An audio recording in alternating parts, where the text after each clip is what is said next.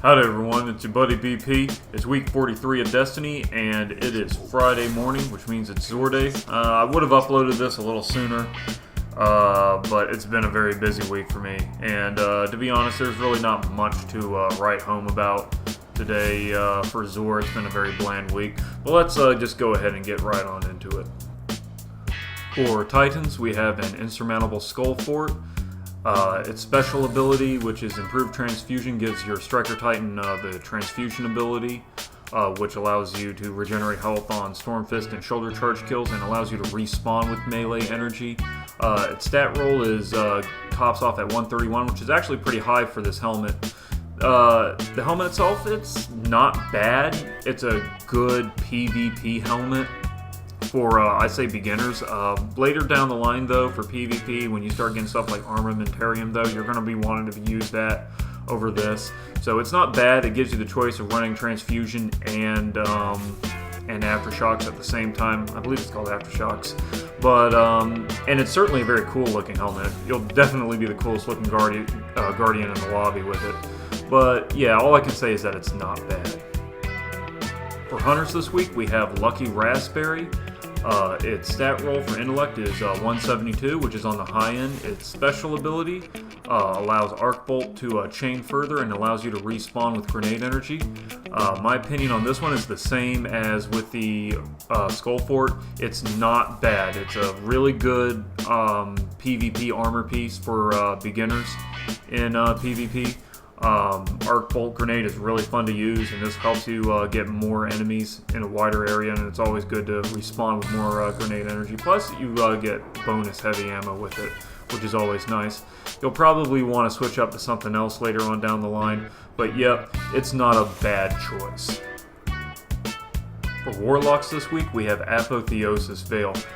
Its Discipline stat tops off at 130, which again is on the high end for this helmet. Its special ability, however, Private Reserves, allows you to regenerate health when you activate your super, which is great if you like to, say, panic super all the time in PvP. But panic supering isn't a really good choice. It isn't a good tactic, and this isn't really a very good helm. It's extremely meh. Unless you're a collector, you can easily avoid this one. The weapon for the week is Universal Remote. Again, not bad, but not great. Universal Remote is kind of it's a niche weapon. It's really not for everyone.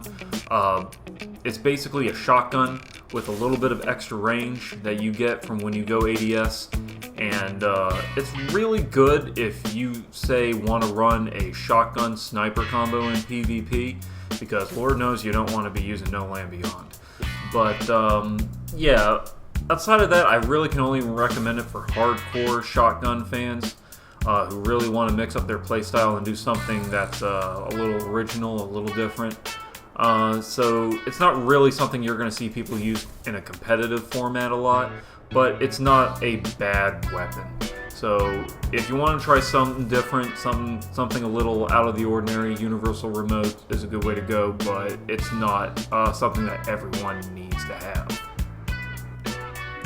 This week's Engram, helmets. I'm going to go ahead and buy me one of these and see what I get. Helm of Inmost Light, another Striker Titan helmet.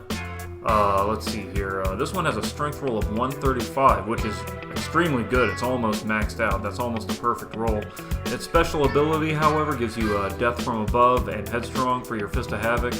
I don't really use those abilities often. I find Death from Above, while useful, I find it kind of hard to aim with, and Headstrong, it just kind of gives you a leap. So basically it just gives your Striker Titan's Fist of Havoc a bit of range, I guess you could say. I'm just going to go ahead and put it in my vault. I'm not exactly itching to use it, but at least it's one I don't have yet. And that just about does it for this video. If you liked it, then spank that like button. Leave a comment if you have any suggestions of things you want to see in the future. I always look forward to hearing any feedback for my videos. And as always, y'all be good to each other, and I will see you in the next video.